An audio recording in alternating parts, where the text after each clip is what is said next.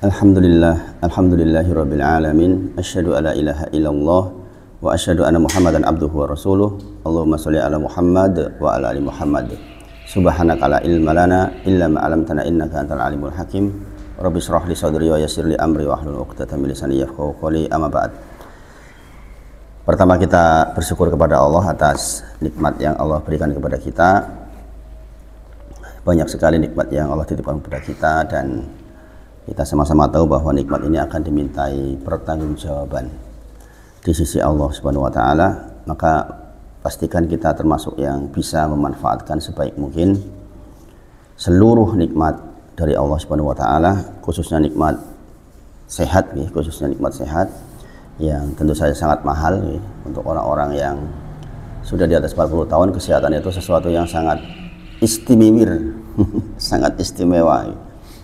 Kalau orang-orang udah di atas 40 tahun yang pegel sinilah, nggak enak ininya lah, kerasa semua, nggak enak banget. Maka kita kalau masih diberi umur, sebagaimana berulang-ulang saya sampaikan, kalau perlu dengan juga hafal, diinstal di dalam aktivitas harian kita, diinstal dalam diri kita Quran surah Al-Mu'minun ayat ke-99. Hatta sampai ida ja'a, ketika datang ahadahumul maut qala rabbi rji'un. Ketika datang kematian kepada mereka, mereka mengatakan qala rabbi rji'un, ya Allah kembalikan saya ke dunia. Ini kalau bisa dengan hafalnya ayat ini. Dalam rangka apa? La ali a'malu sholihan fima tarakt, agar saya bisa melaksanakan amal soleh yang dulu saya tinggal. Ini benar-benar diinstal betul. Kita sedang belajar negeri akhirat, maka ayat-ayat seperti ini harus diinstal. Kata Allah, kalla, sekali-kali tidak. Innaha kalimatun huwa qailuha, itu kalimat yang kau ucapkan saja. Wa min waraihim barzahun, sesungguhnya di hadapanmu itu ada barzahun, ada dinding yang sangat tebal. Ila, sampai yauma, hari yub'asun, dibangkitkan. Jadi nggak bisa, kalau sudah mati ya sudah selesai. Maka kalau kita masih punya waktu, itu diingat-ingat betul, kita memanfaatkan setiap nikmat untuk berbekal menjadi amal soleh dalam kehidupan kita sehari-hari. Dan inilah diantara inti pembelajaran kita. Setebal ini sebenarnya yaitu inti pembelajaran kita, yaitu agar kita benar-benar berhati-hati di dalam menghadapi kematian. Bagaimana saya sampaikan kemarin juga, jangan merusak hati kita dengan banyaknya maksiat. Innal abda idza akhta'a khati'atun nukitat fi qalbihi nuqtatun sauda. Bani Adam itu kalau dia berbuat keliru, maka akan diletakkan di dalam hatinya satu titik hitam. Nuqtatun sauda. Nukitat fi qalbihi nuqtatun sauda. Diletakkan di dalam hatinya satu dari titik hitam. Ini yang penting. Faida huwa, jikalau dia naza'a, meninggalkan, wastaghfaro, beristighfar, kemudian wataba, dan bertobat, sukila qalbihi, maka hatinya kembali dibersihkan. Maka diantara yang perlu kita lakukan harian, memang kita membasuh hati kita dengan meninggalkan, istighfar, bertobat. Kita meninggalkan jelas, kemudian astagfirullah wa atubuh ilaihi, ya Allah saya bertobat kepadamu. Maka kata Rasulullah, sukila qalbuhu, maka segera setelah itu Allah akan bersihkan hatinya kembali, sehingga nuqtatun saudanya hilang. Kan begitu, itu yang paling penting. Karena apa? Di antara ciri kerusakan hati yaitu kita sudah sama-sama tahu bahwa maksiat kepada Allah Subhanahu wa taala. Wa in ada zida fiha, jikalau dia tetap bertahan dengan apa yang dia lakukan, zida, zid itu tambah. Rabbi zidni ilma, ya Allah berikan kepada saya ilmu. Di sini zida fiha, maka jumlah nuqtatun saudanya bertambah di dalam kondisi itu.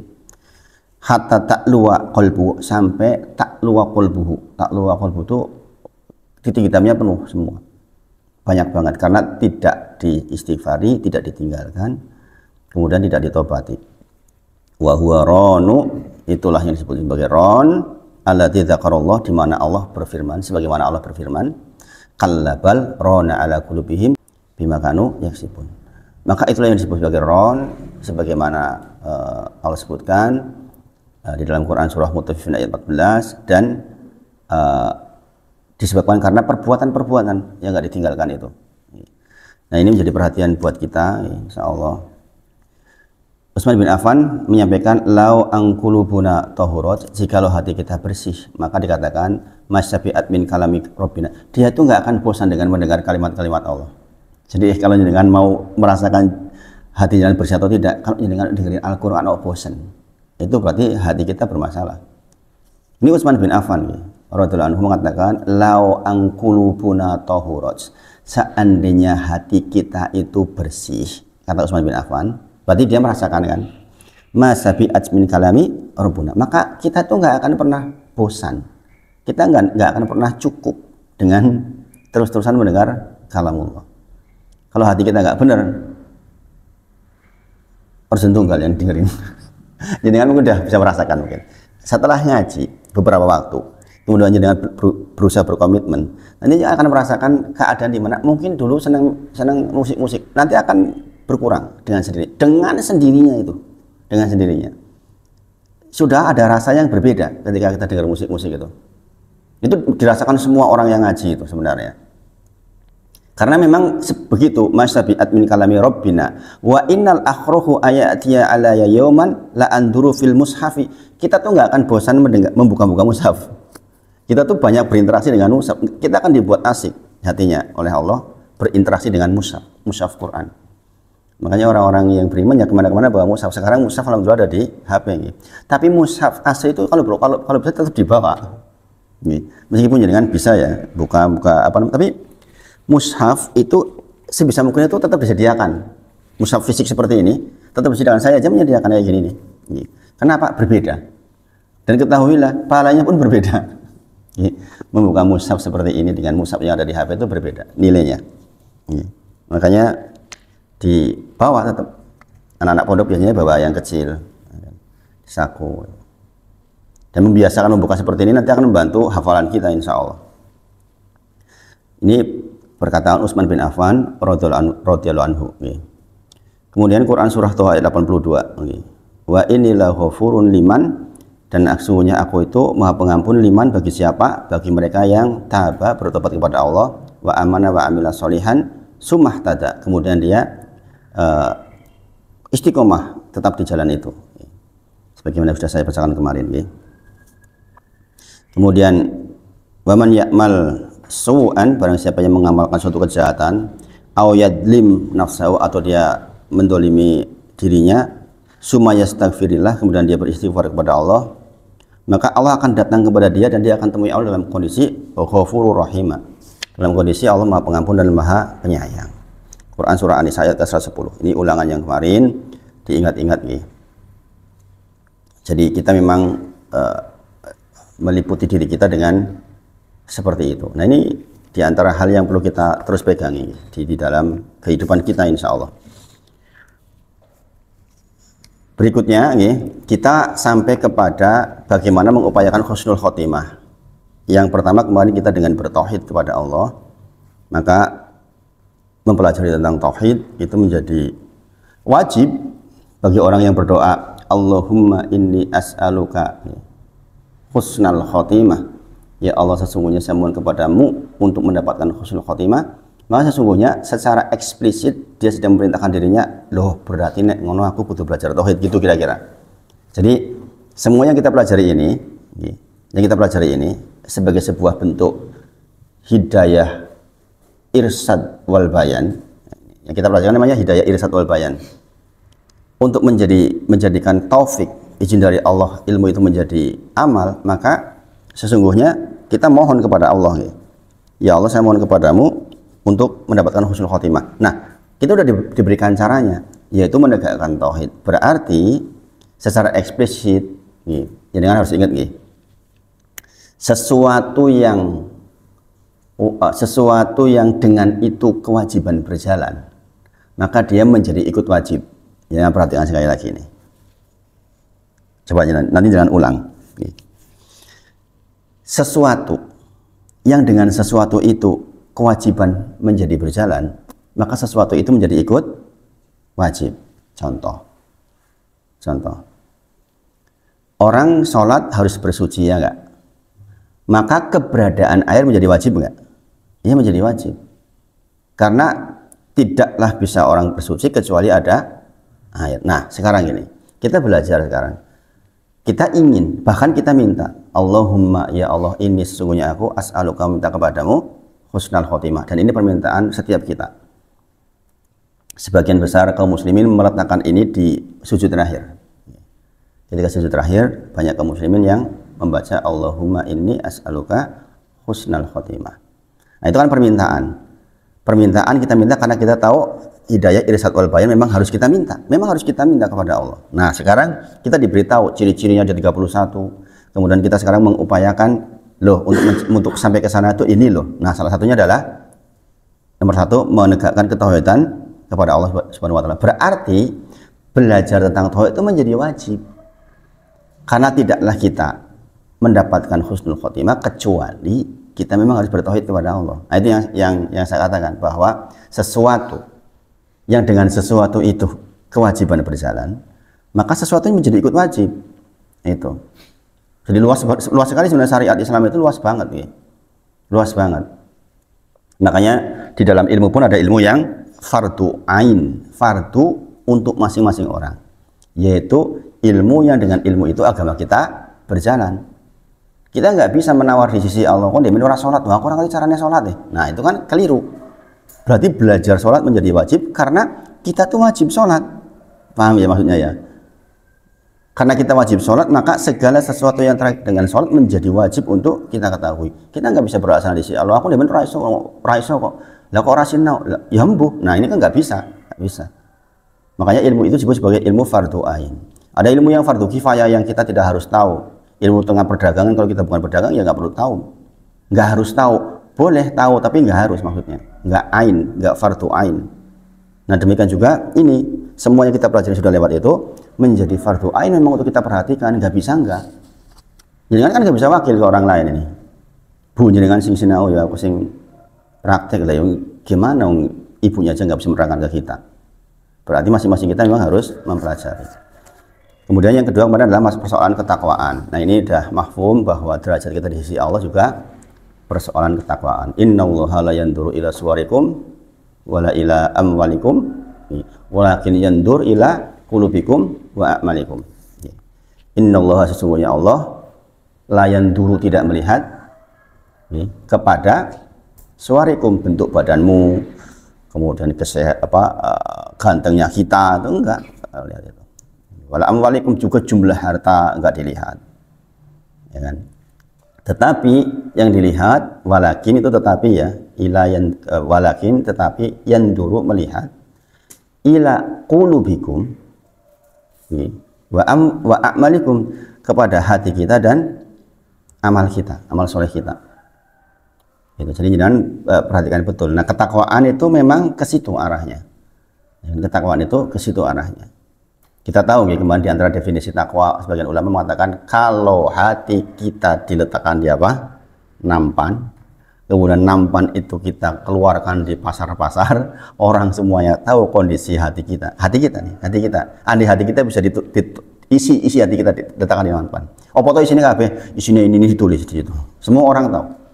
Kemudian kita nggak malu, itulah takwa. Indah sekali ya sebenarnya kalau kita bisa seperti itu, masya Allah. Jenengan gimana? Mas Awan siap nggak Mas Awan? Isi hatinya jenengan, toko neng nampan Mas Awan. Baru itu diedar kayak neng lingkungan jenengan. Gila, isi hatiku kiki loh. Wong kabeh ngerti.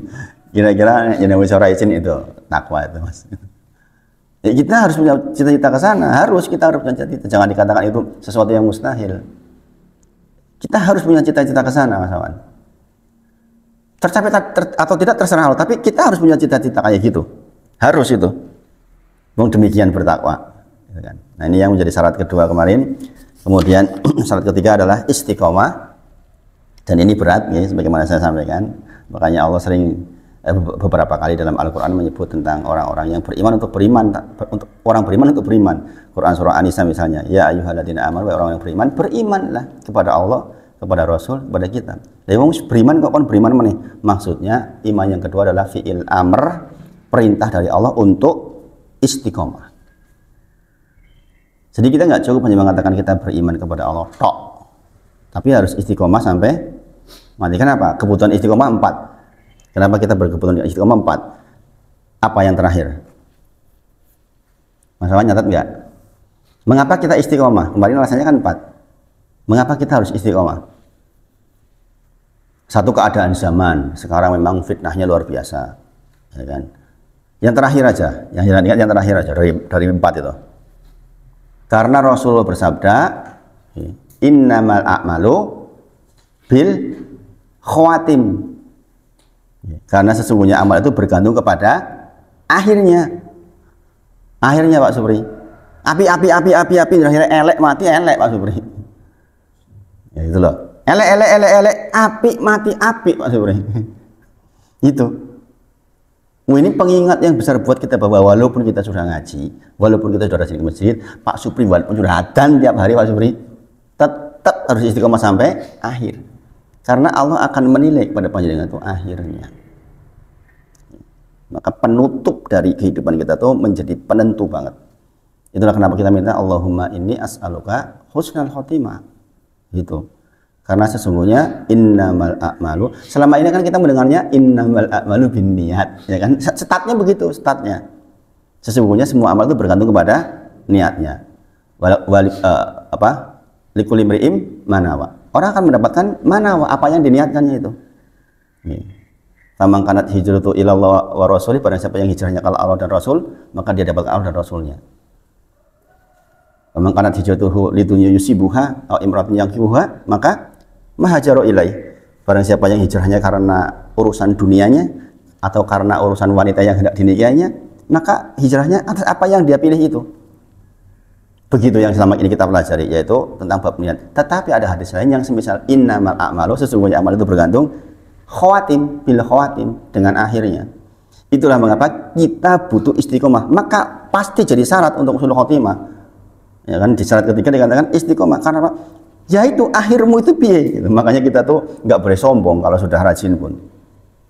Ini pengingat buat kita bagi orang-orang yang sedang israf di dalam perbuatan dosa, WTS lah atau pemabuk, juga rahmat Allah itu luas. Bisa saja di akhir masa dia akan ditutup dengan kebaikan. Sebaliknya orang yang rajin, kiai, ustadz, apakah akan berakhir dengan kebaikan? Belum tentu. Kita tidak tahu. Maka itulah kita minta kepada Allah istiqomah agar kita tuh nepes rajin sampai akhir ditutup dengan kebaikan. Ini yang semua orang siapapun khawatir. Kita hanya akan bisa dinilai oleh orang lain. Oh, jebul matine ngono kae to. Masya Allah kalau baik. Ya kan? Tapi oh, jebul matine kaya ngono kae to. Subhanallah. Ternyata yang selama ini kita kenal baik ternyata begitu ya matinya. Kan bisa terjadi seperti itu. Makanya inilah kenapa Allah memerintahkan apa? Wa ma umiru illa liya'budullaha mukhlishina lahud-din hunafa. Kita tuh nggak bisa kalau nggak jujur kepada Allah. Tidaklah diperintahkan kepada kalian untuk beribadah kecuali ikhlas karena Allah. Ini kalimat yang akan menentukan kita tuh nanti di mana ujungnya. Kalau nggak ikhlas karena Allah, karena urusan-urusan yang kita diliputi bukan ikhlas karena Allah, ya nanti ujung-ujungnya matinya mati jelek. Gitu. Makanya ada orang yang berperang kemudian Rasul menyebutkan dia penduduk neraka jahanam. Sahabat dia Pak, bukan jenengan lupa dia itu kenapa kok penduduk neraka jahanam sementara yang dohirnya ketahuan dia kalau perang mesti ikut membunuh banyak musuh, lah kok penduduk neraka jahanam? Ternyata karena apa? Karena dia ingin dikatakan sebagai seorang kesatria. Bukan karena Allah maksudnya. Ada yang karena dia ingin membelain firqohnya. Kan dalam hatinya gitu pertanyaannya, di mana ya Rasulullah yang masuk surga? Di antara orang yang berjihad karena alasan dirinya ingin dikatakan sebagai kesatria, atau karena membela firqohnya, membela kelompoknya, membela keluarganya, membela terahnya, atau yang mana? Rasulullah jawab, tidaklah mereka mendapatkan surga kecuali jikalau dia melakukan itu semua termasuk jihad ikhlas karena Allah. Wa ma umiru illa liya'budullaha mukhlishina lahud-din hunafa. Jadi mengupayakan istiqomah itu memang diantaranya ya bagaimana kita melatih keikhlasan diri kita. Apa ikhlas yang disebut maksudnya? Kemarin kita pelajari minggu yang lalu. Yaitu apa? Kita ibadah dalam rangka taqarrub kepada Allah. Kita tuh ibadah dalam rangka mendekat kepada Allah. dalam rangka untuk mencari ridho Allah, dalam rangka untuk mencari pahalanya Allah, wajahnya Allah, ridho Allah, wajahnya Allah. Itu yang harusnya kita liputkan pada diri kita tiap waktu. Bukan berarti begini-gini, jangan salah terjemah ya. Karena banyak juga teman-teman yang belajar salah terjemah. Bukan berarti kalau kita hanya mengharapkan wajah Allah itu kemudian kita mengabaikan penilaian manusia loh, bukan loh. Bukan loh. Kalau ya dengan kesimpulan seperti itu akan jadi orang yang kaku banget. Orang urusan ngomong apa orang sing penting aku ngarep dalu aku apik. Ini keliru ini. Ini keliru. Kalau orang di hadapan Allah saja bagus, apalagi di hadapan manusia. Logiknya begitu. Allah itu suka keindahan. Innallaha thayyibun la yaqbalu illa thayyibun. Sudah pelajari itu. Ya, di sini nggak dipelajari ya, di sana ya. Hadis nomor ya di Miftahul. Sesungguhnya Allah itu thayyib, kan hanya menerima yang thayyib. Allah itu maha indah, menyukai keindahan. Kalau orang indah menghadap kepada Allah, yakin di hadapan manusia harusnya lebih indah. Kalau Robnya saja menilai keindahan atas dirinya, apalagi manusia. Apalagi manusia, makanya nggak logis kalau ada orang belajar agama sudah bagus kepada Allah, lah kok malah jadi kaku jeku nang masyarakat jadi bahan pergunjingan. Ini masalah ini masalah. Jadi sekali lagi jangan salah tangkap ya. Maksud ikhlas karena itu bukan berarti kita Allah menilai saya ora urusan, wong ora urusan, wong aku ngarepe wong elek ya ora apa-apa. Itu keliru itu. Keliru itu. Ini hal yang perlu diperhatikan. Seharusnya orang yang semakin ngaji itu semakin indah di masyarakat. Semakin dicintai seharusnya, logikanya. Ya kan? Kecuali memang ada orang-orang yang secara tabii memang menjadi musuh dakwah, musuh keindahan. Ya ada memang wong sing delok wong yang muslim muntah-muntah.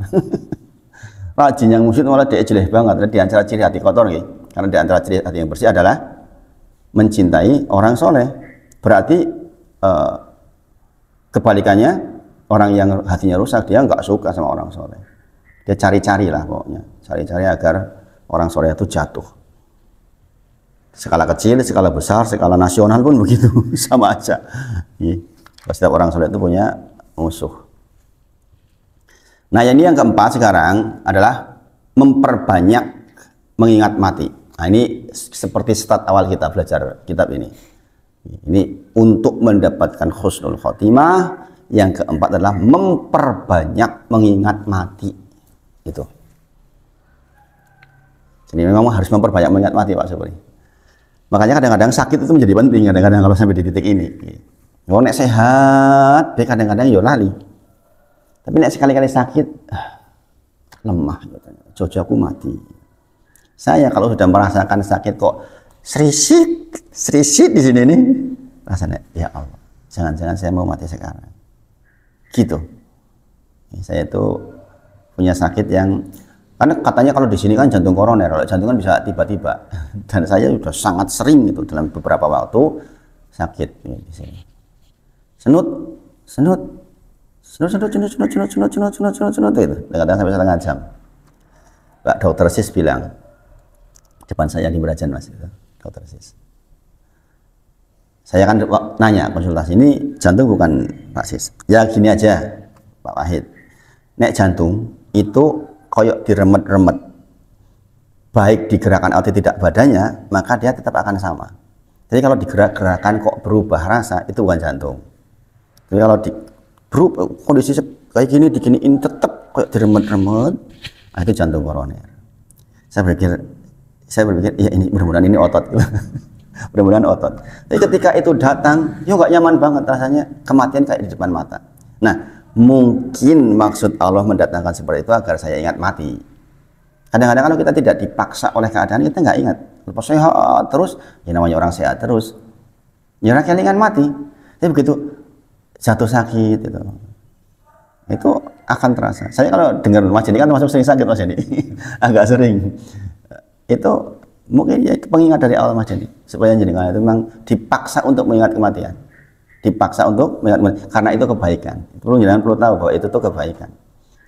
Ya, saya diberi sakit kadang-kadang sebagai manusia biasa kadang-kadang mengeluh, ya Allah kok ya sakit ini. Tapi ketika mengingat manfaat yang bisa diperoleh dari sakit, akhirnya tuh ini mungkin kebaikan dari Allah. Kan menggugurkan dosa. Ya kan? Ini dalilnya kan jelas, sahih. Siapa yang sakit dia sabar atas sakitnya maka gugur dosa. Berarti nek saya sabar, cukup saya sabar saja, dosanya rontok terus itu. Iya kan? Rontok terus, berarti kalau kita kasih sakit terus entah di bagian mana lah pokoknya. Ya berarti itu memang rahmat dari Allah untuk kita, insya Allah. Dan itulah diantara cara rahmat Allah supaya kita banyak mengingat kematian. Karena ternyata diantara cara mendapatkan kematian yang baik adalah dengan memperbanyak kematian. Beberapa manfaat terkait dengan memperbanyak mengingat kematian. Disebutkan di sini, memperbanyak mengingat mati dapat mencegah dari perbuatan maksiat dan meluluhkan hati yang keras. 2 hal langsung kita dapat ketika kita mengingat kematian, yaitu apa? Mencegah dari berbuat maksiat dan meluluhkan hati yang keras. Dan ini terbukti benar. Orang begitu mengingat kematian tuh hatinya tuh dia akan lemes, sing beringas menwe langsung lemes. Makanya kita tuh memohon kepada Allah menghindari dari kemaksiatan, itu penting banget. Menghindari dari kemaksiatan itu penting banget karena itu terkait langsung dengan lembut dan tidaknya hati. Jadi kan lihat nggak, dengar nggak berita yang barusan anak SMK 15 tahun membunuh satu keluarga 5 orang. Dengar nggak itu? Dengar nggak? Saya dengar itu yang di Kalimantan apa ya? Subhanallah. Karena apa coba? Kalau kita tarik ke zaman dulu, maksiat yang pertama dia lakukan yaitu apa? Minum khamr. Minum khamr. Dia berdua sama temannya minum khamr, kemudian memicu sesuatu yang apa namanya? Kemaksiatan yang sampai membunuh 5 orang dalam satu waktu, bayangin. Nggak sampai 20 menit loh, dibunuh semua, subhanallah. Bisa kayak gitu gitu. Jadi orang begitu bermaksiat memang hatinya tuh tiba-tiba tuh jadi keras, dia nggak lembut lagi. Maka banyak mengingat kematian itu menjadi sangat penting untuk melembutkan hati kita dan mencegah kemaksiatan. Wong arep mati, ngerti arep mati kan yo masih mau berzina, subhanallah. Masih mau maling ini itu kan ya mikir mesti kalau udah ingat mati. Kalau hatinya, pikirannya dipenuhi dengan pengingat kematian, ya seperti itu, langsung tercegah dari perbuatan maksiat dan hatinya menjadi lembut. Kemudian, siapa yang memperbanyak mengingat mati, maka ia dikaruniai 3 hal. Sing sinten kemawon. Mengingat kematian langsung dapat karunia dari Allah dalam 3 bentuk ini. Yang pertama, dia akan bersegera untuk tobat. Ini penting banget ini. Kita ayatnya udah bacakan tentang atubu ilai, tentang betapa cintanya Allah kepada orang yang bertobat, ya kan? Bahkan Allah menyebutkan Allah tuh lebih riang gembira terhadap pertobatan seseorang dibandingkan seorang ibu yang kehilangan anaknya, tiba-tiba anaknya ketemu. Ini Mas Wawan membayangkan, Mas Wawan, anaknya jenengan tiba-tiba hilang di sebuah tempat, hilang Mas Wawan. Koyo apa rasane coba? Surah karo-karo Mas Wawan. Tiba-tiba hadir di depan panjenengan, ketemu, jenengan peluk. Bahagianya kayak apa? Allah itu bahagianya melebihi seorang ibu yang begitu. Ketika hambanya bertobat. Makanya kalau jenengan tanya, kenapa kok ada kejahatan?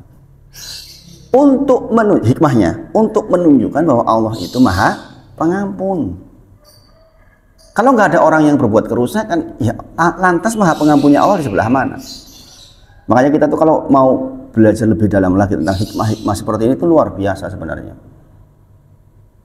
Une iso ki yo aja dhewe sing dadi pelaku kemaksiatan gitu maksudnya kalau bisa, ya kan? Kita cukup tahu ada kemaksiatan yang dengan kemaksiatan itu Allah mengampuni. Makanya kita itu sesungguhnya meliputi diri kita tiap hari itu banyak banget Pak kemaksiatan. Banyak banget kita untuk kemaksiatan, apalagi zaman sekarang, fitnah zaman. Nggak bisa kita nggak bermaksiat kepada Allah. Dulu mungkin orang mendengar adzan, nggak ada gangguan, langsung berangkat. Sekarang mungkin orang mendengar adzan masih bisa pegang HP 1 menit, 2 menit, ya kan? Nggak langsung berangkat. Nah, itu fitnah zaman, itu kan menganiaya diri sendiri seperti itu. Kemaksiatan kepada Allah Subhanahu Wa Taala atas nikmat yang diberi, waktunya diberi, ya kan? Umurnya diberi, ini dipanggil. Lah, terus gimana itu coba? Ya kan? Sebenarnya makanya di antara fungsi mengingat kematian yang pertama adalah bersegera untuk bertobat. begitu dia merasa ada kekeliruan, dan memang ada kekeliruan kita tuh, jangan sampai nggak berpikir gak ada kekeliruan, kita udah ada kekeliruan terus kita itu. Seluruhnya tuh hari kita itu kan berangkat dari kerugian. Memang kita tuh rugi, bermaksiat terus kepada Allah. Maka bersegera bertobat menjadi hadiah bagi orang-orang yang mengingat kematian. Yang kedua, hati dipenuhi sikap menerima. Ini penting Pak, seperti ini. Hati dipenuhi dengan sikap menerima. Kalau ada orang masih mengeluh dengan jumlah harta yang dia miliki, yakin orang ini nggak banyak mengingat kematian. Nek mesti mengingat kematian, lah orang di mobil ya ora apa-apa, motor koyo ngene ya ora apa-apa. Gitu nanti akhirnya dia mudah menerima. Saya punya kakak yang ya Allah, orangnya itu dalam hal seperti itu saya itu kadang-kadang saya mikir nang surga aku nang sebelah ndi dek sebelah ndi yo. Saya seperti itu kadang-kadang. Rapihnya ibadahnya, nerimone pol-polan, ya Allah ini orang kayak nilainya diuji bojone kalau epot-polan yo ora tau nesu. Wong kok iso koyo ngene to? Dibentak-bentak isine koyo ngene iki enggak pernah kok koyo dikuat terus nesuban, enggak pernah kayak itu. Istri saya ngangkat suara sedikit aja ngamuk saya. Dia itu subhanallah. Bi, itu lo anak lo itu ceboi. La ilaha illallah. Saya ngamuk saya. Dia mah ya enggak, ya udah berangkat. Masya Allah. Ada orang-orang yang nerima kayak gitu itu. Banyaknya mengingat kematian akan langsung dapat hadiah dari Allah dalam bentuk dia akan mudah menerima terhadap apa yang ditakdir oleh Allah kepada dirinya. Dan itu bisa menjadi penyakit yang besar ya, tentang masalah nggak menerima itu dari mata loh Mas Wawan, Pak Hartono, dari mata. Ini Pak Hartono insya Allah udah sepuh, Pak, insya Allah hal kayak gitu udah berkurang. Melihat hal-hal yang kita ingini ya. Sekali lagi ya, saya sampaikan, saya asalnya tuh cinta banget dengan kendaraan Mas Denny. Saya tuh suka banget dengan kendaraan. Dulu kalau saya pusing itu saya ke dealer Mas Denny. Dulu saya minta dianterin istri, nonton mobil, senang banget, entah mengapa senang banget. Jadi saya kalau mengendarai mobil yang bagus itu suka. Nah, ketika sudah mulai hijrah, saya coba melihat channel yang menerangkan tentang mobil. Channelnya Eri Fitra, ngerti apa lah saya. Channelnya Hanif, channelnya Motomobi, kan menerangkan hal-hal baru namanya. Tiba-tiba timbul keinginan. Ya Bu, saya punya seperti itu. Kemudian ingat mati Mas ini. Saya mencoba mengaplikasikan ilmu. Saya ingat kematian, langsung rapengin. Langsung rapengin itu saat itu juga. Lah, kayak gitu untuk apa? Jadi memang kadang-kadang kita mencoba menstimulasi diri kita untuk menerapkan ilmu yang kita miliki. Oke. Karena kalau yang kita tonton itu terus nanti akan timbul keinginan luar biasa. Nanti kita baca ke bagian bawahnya ya, tentang bagaimana Hasan Al-Basri ketika ketemu orang yang sakaratul maut. Ya. Kemudian di antara karunia yang ketiga adalah dia akan rajin ibadah, otomatis langsung itu. Orang yang banyak mengingat kematian otomatis rajin ibadah. Makanya banyak mengingat kematian itu kecerdasan. Orang dipanggil di dalam sholat, kalau tahu, engkau bar asar mati, kita katakan pada diri sendiri seperti itu, maka kita akan berangkat, yakin akan berangkat guys. Kalau kita menyadari bahwa jangan-jangan nanti saya jam 3 mati, mangkat itu langsung, enggak pakai tawar-menawar, mesti mangkat itu. Faktanya kita kan nggak tahu, ya kan, akan mati atau tidak.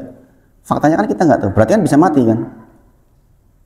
Makanya sekali lagi, tidak enaknya badan itu diantara bentuk rahmat Allah untuk mengingatkan kita, untuk meningkatkan kecerdasan hati kita. Dan siapa yang lupa mati, maka ia akan dihukum dengan 3 hal. Otomatis sebaliknya ini, bagi orang yang lupa kematian, dia akan mengulur-ulur tobat lawannya, meninggalkan sikap menerima rezeki yang pas-pasan, dan bermalas-malasan di dalam beribadah. Itu otomatis kontradiktifnya. Nek dengan nggak mau mengingat kematian, dipaksa oleh diri kita mengingat kematian, maka yang didapat adalah kita otomatis akan mengulur tobat. Engkau lah Siki ya tak pol-pol ke dhisik ngomong sinom. Gitu kan? Apa sih ora tak lakoni kabeh wae ngapa? Engko tobat terakhir ya. Kan gitu. Banyak enggak dengar gitu? Engko terakhir tobat engko. Siki urung kon kaji. Engko lah nek wis tobat. Tekan mati akhir ora kaji. Nah, kemudian termasuk dari menyaksikan kematian yang memberi pengaruh positif pada jiwa adalah ya, di antara cara meningkatkan positifnya jiwa ini adalah yaitu melihat orang-orang yang menghadapi kematian. Makanya kalau jenengan punya saudara yang sakit sakarat, kalau bisa jenengan lihat, itu sangat-sangat efektif untuk mendapatkan jiwa yang baik. Ya. Karena melihat orang yang hendak mati, menyaksikan sakaratul maut dan merenungkan potret hidupnya kita sendiri dan hidup orang itu, ya kan? Setelah kematian akan membuat jiwa terlepas dari kenikmatan semu. Ingat, berarti secara dalil nikmat dunia itu nikmat semu. Karena asalnya kita di dunia itu susah payah. Kita di dunia itu nandur beribadah susah-susah lah pokoknya lah, ya kan? Sehingga kalau ada kenikmatan yang kita peroleh di dunia itu kenikmatan semu. Kenapa? Sebentar dan nggak nikmat betul. Nggak nikmat betul. Apa sih yang di dunia nikmatnya nikmat sempurna? Nggak ada. Semua nikmat di dunia itu harus diupayakan. Iya nggak? Di surga kan nikmatnya sempurna, nggak berupaya apa-apa. Kalau di surga itu pengen nikmat apa ya sudah langsung diterima. Kalau di dunia kan tidak, semuanya harus dengan upaya. Pengen rumah bagus, oleh rezeki nganti meringis, ya kan? Ya apapun pokoknya. Mau pengen minuman enak kayak kudu gawe, kudu ngejus, ya kan? Harus ada usaha, ada upayanya. Maka ini namanya kenikmatan semu. Kemudian seseorang yang banyak melihat orang-orang yang sakaratul maut, dia akan merasakan sampai susah tidur, kelopak matanya susah ditutupkan. Nah ini juga baik juga. Dalam satu waktu ini baik, karena apa? Dia akan menggerakkan kita untuk berdiri sholat malam. Kemudian badan tak enak istirahat. Iya memang. Kok masalah akhirat? Saya menghadapi masalah amar saja Mas Denny. Selevel saya yang udah banyak belajar saja, susah tidur. Alam bawah sadarnya tuh tetap nggak bisa, tetap harus mikir. Makanya tiba-tiba masih baru jam 12 kurang gitu. Tidur misalnya jam 10, jam 12 kurang udah bangun. Ini beberapa waktu terakhir saya ngalami seperti itu. Itu hanya kekhawatiran dunia itu. Gimana kekhawatiran akhirat? Kalau kita tahu, kita pasti nggak akan mudah, gampang-gampang turun, nggak bisa itu, nggak bisa. Banyak mengingat kematian, nggak bisa gampang-gampang tidur. Minimal tidur tuh nggak nyaman. Dan itu baik, tidur nggak nyaman dalam satu waktu itu kebaikan.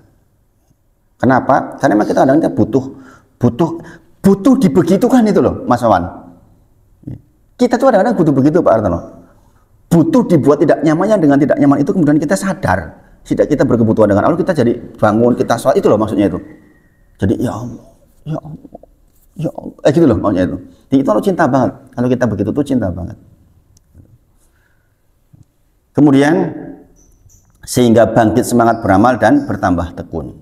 Buahnya dia segera bangkit untuk beramal dan bertambah tekun. Al-Hasan Al-Basri rahimahullah ta'ala masuk menjenguk seorang yang sakit.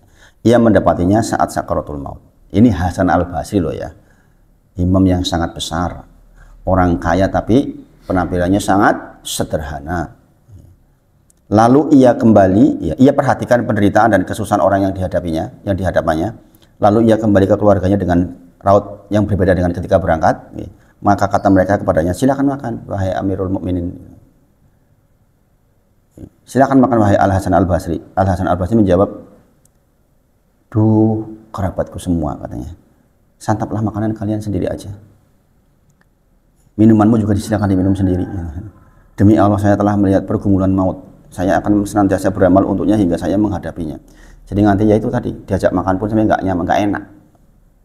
Orang melihat pergumulan kematian itu memang seperti itu. Saya juga diceritain sama Pak Dokter Sis juga masalah sakaratul maut itu. Dokter kan sering menghadapi kayak gitu. Ada yang ketika sakaratul maut itu dari pagi subuh sampai malam jam 1 rampung-rampung, kejal terus. Orang mati-mati.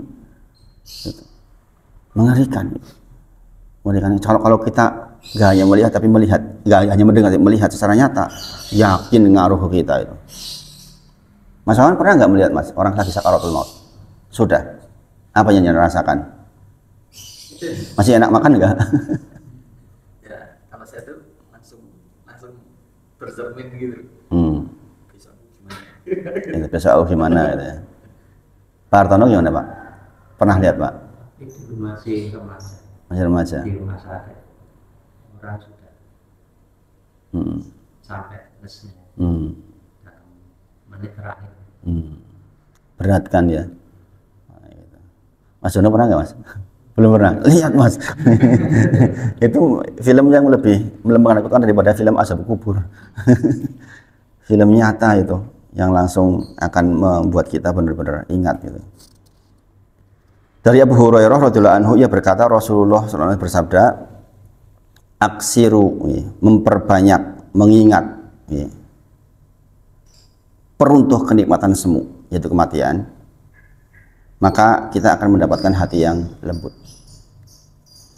Dari Ibnu Umar radhiyallahu anhu bahwa Rasulullah SAW bersabda, dan ditanya, siapakah dari orang-orang mukmin yang cerdas? Maka dari Ibnu Umar radhiyallahu anhu bahwa Nabi SAW ditanya, Rasulullah ditanya, siapakah dari orang-orang mukmin yang cerdas? Nabi bersabda, yang paling banyak mengingat mati dan paling tekun membuat persiapan untuknya. Mereka itulah yang cerdas. Jadi sekarang kita sudah tahu, definisi orang cerdas itu yang kayak mana? Yang paling banyak mengingat kematian, kemudian dia mempersiapkan kehidupan setelah kematian. Makanya saya kadang nggak habis pikir itu, orang sudah di atas 60 tahun isi rebut-rebutan caleg. Ngapain coba? Ingatkah kematian orang-orang seperti itu? Enggak. Nah, ingat mati enggak pengen nyalek, yakin nis. Biarkan mereka yang tumbuh 30-an, 35-an, 40 sing do nyalek. 40 tahun itu lagi puncak-puncaknya, maka Rasul diangkat menjadi nabi 40 tahun. Sekarang lagi disoal itu. Lagi disoal. Cawapresnya kurang dari 40. Lagi disoal. Ya memang rentang waktu antara 30 sampai 50 itulah sebenarnya kita berkarya sangat banyak dalam hal masalah urusan dunia. Kalau sudah di atas itu sebenarnya ya sudah seharusnya mengarah ke sana lah. Sebentar lagi kan. Saya kadang-kadang mikir sekarang saya 47 tahun Mas ini. Kebanyakan insya Allah kalau orang menuju ke surga ini kebanyakan ya paling muslim Mas ini. Kebanyakan 60. Makanya saya pun memprasangka diri saya 65 itu hebat banget lah. Kalau saya dikasih 65 tuh Masya Allah udah kayaknya udah bonus. Ibu saya nggak sampai 65, 64 tahun. Rasulullah 61 tahun. Abu Bakar As-Siddiq 61 tahun. Umar juga begitu. Yang agak panjang Utsman sampai 80 tahun. Ali juga pendek. Hasan, Al-Hasan 46 tahun. Jadi pendek-pendek waktunya Mas. Imam Nawawi berapa? 44 tahun. Yang kitabnya kita baca itu Arba'in An-Nawawiyah, kitab Riyadhus Shalihin, ya 44 tahun Mas Muhammad meninggal. Bayangin. Nah sekarang ini udah berapa? Bertanyalah pada diri sendiri. Kalau kita nggak mengingat kematian banyak, kita itu nggak mengingat aja, kita tuh udah deket gitu loh maksudnya itu. Ya nggak? Udah deket banget kita itu. Apalagi Pak Supri udah bonus banget Pak Supri. Yes, liwat-liwat Pak Supri jenengan iki. Wis liwat-liwat. Nek isi seger kaya ngene nganti ora ibadah ora tekun iki. Dia terus mau ngapain gitu. Mau ngapain coba? Kita harus banyak mengingat kematian. Peruntuh kenikmatan semu, bahasanya begitu dalam hadis dalam asar. Peruntuh kenikmatan semu, berarti semua nikmat yang kita peroleh sesungguhnya nikmat yang semu.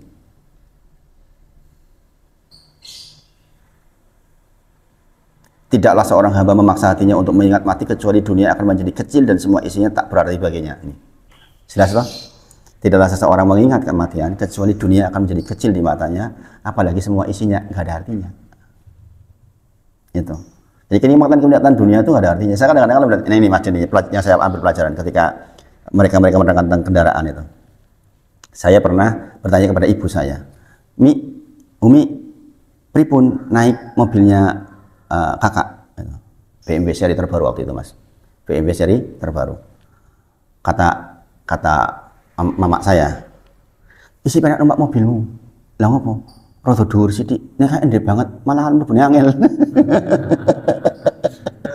Itu kesaksian loh itu. Terus ning jero mobil Mimi. Ya padha wae, nang bedane apa? Padha wae bedane apa? Ya mung padha wae katanya. Coba, itu waktu BMW seri terbaru. Mobil saya cuma waktu itu mobilnya itu kalau nggak salah Xenia dulu itu. Aku sih mana mobilmu ini katanya. Gitu. Nah, itu kan kenikmatan semu. Cuma kenapa semu? Digambarkan ketok luar biasa. Raffi Ahmad kebakaran tengah jalan, mobil 14 miliar. Terus nikmatnya ya apa? Itu namanya kenikmatan semu. Kenikmatan yang dibuat oleh ilustrasi-ilustrasi yang dibuat oleh manusia sesungguhnya. Cuma dengan nanti kalau zikirnya banyak, karena akan mendapatkan kenikmatan sejati. Tentrem, hatinya tentrem, nyaman. Ala bi dzikrillah tatma'innul qulub. Alladzina amanu, orang-orang yang beriman, wa tatma'innu qulubuhum, dan hati mereka menjadi tentram bi dzikrillah, dengan zikir kepada Allah. Ala bi dzikrillah tatma'innul qulub, dan hanya dengan mengingat Allah hati menjadi tentram. Sudah itu. Nah ini yang keempat, kita mempelajari tentang memperbanyak mengingat mati. Sebenarnya ini ulangan dari yang bagian di depan, tapi kenapa ini diulang? Karena salah satu intinya ini, Pak. Kita belajar kitab ini itu salah satu intinya itu yaitu banyak-banyaklah mengingat kematian. Dan yang lain sebagian ini isinya sama dengan yang di depan. Nah itu yang kita kaji pagi ini. Mudah-mudahan betul-betul bisa melembutkan hati kita, kita menjadi efektif ibadahnya, kita jadi berbuat baik sama istri kita, anak kita, lingkungan kita, dan mudah-mudahan nanti hari Rabu ya kita mendapatkan pemimpin yang adil. Berdoa mendapatkan pemimpin yang adil. Ya siapapun terserah. Yang penting kita berdoa, ya Allah mohon kepada Engkau pemimpin yang adil. Seorang ulama dikatakan andai engkau memiliki satu doa yang pasti dikabul, apa jawabannya? Jawabannya, saya akan minta kepada Allah, ya Allah saya mohon kepada Engkau pemimpin yang adil. Karena maslahatnya untuk semua orang. Kalau untuk diri sendiri apa? Cuma diri sendiri. Tapi kalau kita minta pemimpin yang adil, kemaslahatan semua orang. Nanti malam Rabu saya pas hari itu saya masih ceramah itu. Insya Allah. Mudah-mudahan bermanfaat. Kita tutup dengan kafaratul majelis. Subhanakallahumma wa bihamdika asyhadu an la ilaha illa anta astaghfiruka wa atubu ilaik. Wa akhiru da'wana alhamdulillahirabbil alamin. Assalamualaikum warahmatullahi wabarakatuh.